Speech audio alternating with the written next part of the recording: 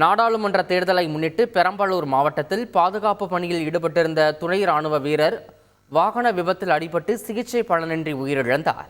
பெரம்பலூர் அருகே தனியார் கல்லூரியில் தங்கியிருந்த ஒடிசாவைச் சேர்ந்த பிரமோத்குமார் என்ற துணை ராணுவ வீரர் மீது இருசக்கர வாகனம் மோதியதில் பலத்த காயமடைந்தார்.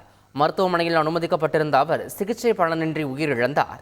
இதனிடையே பெரம்பலூர் ஆயுதப்படை மைதானத்தில் துணை ராணுவ வீரரின் உடல் வைக்கப்பட்ட நிலையில் மாவட்ட ஆட்சியர் கற்பகன், மாவட்ட காவல் கண்காணிப்பாளர் ஷியாமலா தேவி ஆகியோர் அவரது உடலுக்கு அஞ்சலி செலுத்தினர்.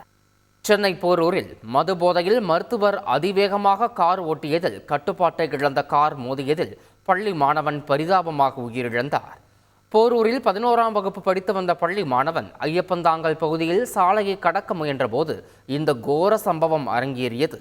படுகாயமடைந்த மாணவன் மருத்துவமனையில் அனுமதிக்கப்பட்டிருந்த நிலையில் சிகிச்சை பலனின்றி உயிரிழந்தார். இந்த சம்பவத்தில் காரை ஓட்டி விபத்தை ஏற்படுத்திய மணப்பாக்கத்தைச் சேர்ந்த மருத்துவர் சதீஷ் என்பவரிடம் போலீசார் விசாரணை நடத்தி வருகின்றனர்.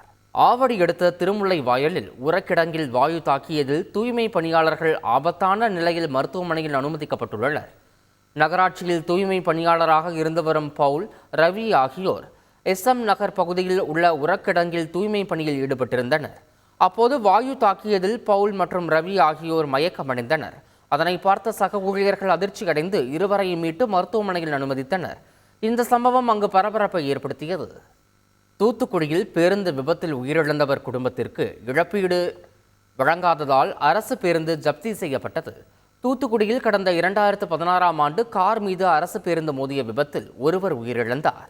இந்த வழக்கை விசாரித்த நீதிமன்றம் உயிரிழந்தவர் குடும்பத்திற்கு 17 லட்சம் ரூபாய் இழப்பீடு வழங்க அரசு போக்குவரத்து கழகத்திற்கு உத்தரவிட்டது.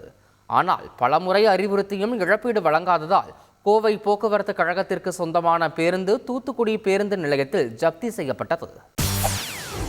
செய்திகளை உடனுக்குடன் தெரிந்து கொள்ள உடனே சப்ஸ்கிரைப் பண்ணுங்க.